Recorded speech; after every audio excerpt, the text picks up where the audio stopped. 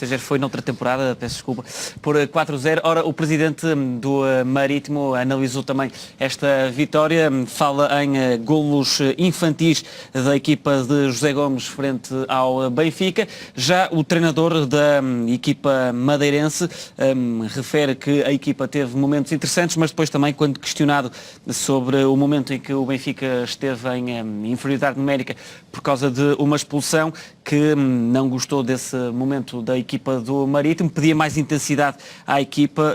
Ora, Francisco, o teu comentário a esta situação de uma equipa que, frente ao Futebol Clube do Porto, roubou pontos na Madeira e todos nós nos lembramos até com um jogo bastante intenso.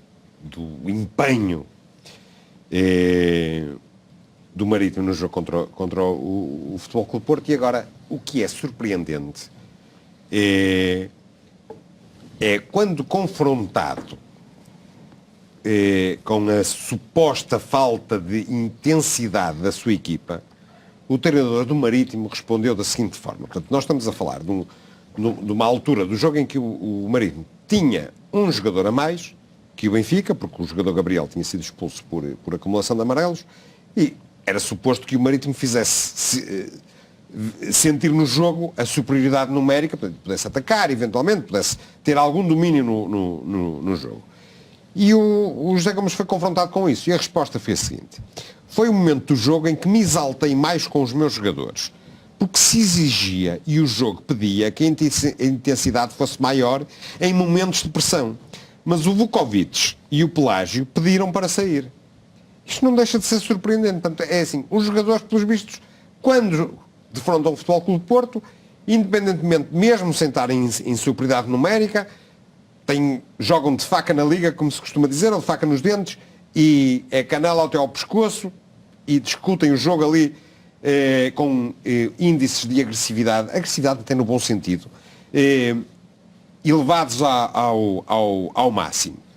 Já quando jogam com o Benfica, mesmo quando estão em vantagem numérica, não conseguem igualar sequer a intensidade do adversário, não conseguem impor o seu jogo e acabam a pedir para sair porque, coitadinhos, estão muito cansados. Isto, juntando ao que diz o presidente do Marítimo, que se conforma com os golos infantis sofridos pela equipa, e que o treinador é novo, porque o José Gomes substituiu no Manta Santos há poucas semanas, e o mesmo presidente que ainda há ano passado ou há 2 anos, dizia que o jogo com o Benfica era o jogo mais fácil do ano, basicamente a entregar o jogo antes ainda dele ser jogado. Há aqui um padrão comportamental nos jogos do Marítimo, na Luz, bastante estranho. Em tempos, o Marítimo visitar a Luz era uma preocupação para o Benfica, como é quando o Marítimo visita o Dragão ou visita Alvalade, porque o Marítimo tradicionalmente tem boas equipas. E umas vezes o Benfica ganhava, na maioria das vezes ganhava, com um golo de vantagem, uma coisa assim, algumas vezes não. Dá uns anos a esta parte, aquilo é uma chuva de golos inexplicável, absolutamente inexplicável. É um fenómeno paranormal da Liga Portuguesa, só pode ser. Pedro, o teu comentário, esta diferença de intensidades? Olha, o que eu acho é que esta semana foi um belo resumo daquilo que se passa. Foi uma semana, a semana passada, uma semana muito esclarecedora para quem quer um breve resumo sobre o futebol em Portugal.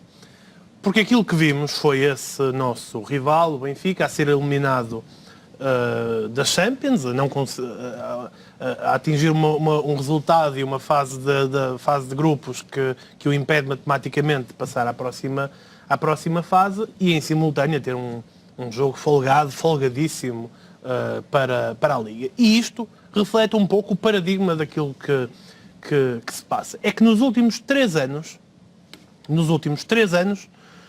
o Benfica só não perdeu com uma equipa daquelas todas contra as quais jogou na Champions. E desde que Bruno Lage está no Benfica, só uma equipa é que ganhou ao Benfica na Liga Portuguesa. Foi o Futebol Clube do Porto. Portanto, aquilo que é visível e é notório é que o Benfica, sempre que disputa jogos contra equipas que têm um objetivo que parece tão simples no futebol, que é querer ganhar-lhes, perde, ou obtém resultados menos positivos, ou pelo menos enfrenta maiores dificuldades. E este desempenho europeu do Benfica acaba por pôr a nu, por expor perante toda a Europa aquilo que eu considero uma fraude colossal. E o que é problemático, o que é estranho, o que é vergonhoso, não é o desempenho deles no plano europeu. O que é vergonhoso, o que é problemático, o que é suspeito, é o desempenho deles no plano nacional. Que lhes leva, inclusive, a ser cabeças de série de grupo e a ser sistematicamente o pior cabeça de série dos grupos da Champions. Isto é que é suspeito. Isto é que é problemático.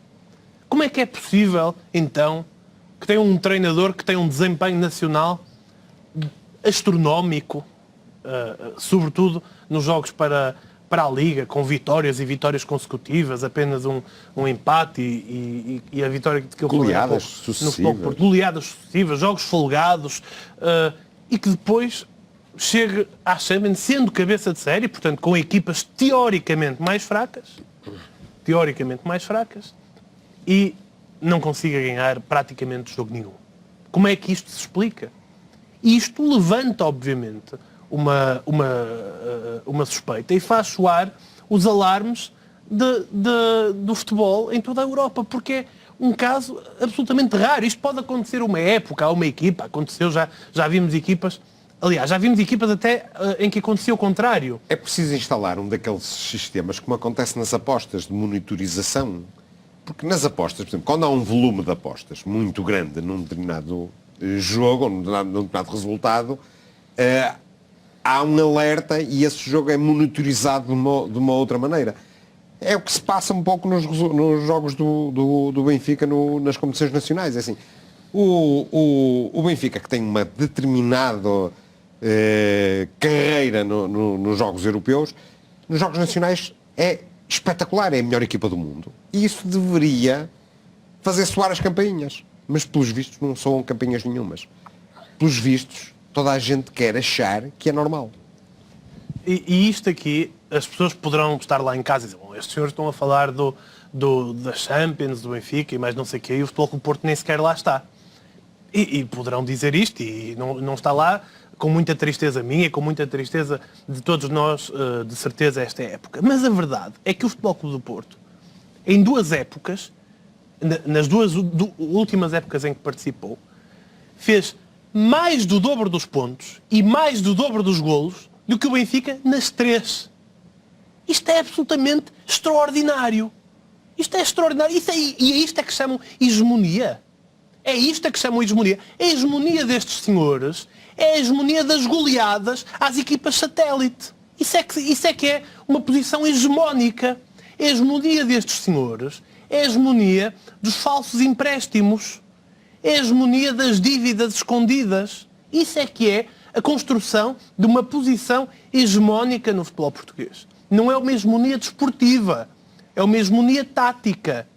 A hegemonia destes senhores é a concretização de um plano que foi até internamente assumido, escrito em documentos que a comunicação social a determinada altura divulgou, de colocar de emprestar jogadores e colocar os treinadores estrategicamente nas equipas da Primeira Liga contra as quais iam concorrer. Vejam o que diz o Cássio, vejam o que diz o Leão, mas vejam também o que diz o médico do Marítimo, que a determinada altura veio pronunciar-se depois das denúncias que foram feitas por jogadores do Marítimo numa reportagem da SIC. Recordemos o que disse Petit, por exemplo, ano passado, neste mesmo Marítimo, e todos os casos estranhíssimos que sucedem. Jogadores que são titulares jogo após jogo durante toda a época e que depois chegam ao jogo contra o Benfica e nem sequer são convocados. Isto já aconteceu com o Rio Ave, isto já aconteceu com o Santa Clara, isto já aconteceu isto acontece sucessivamente e são casos muito suspeitos que, como disse há pouco, expõem uma situação que é pelo menos muito suspeita e que justifica que seja investigada. Muito bem, seguimos em frente, falamos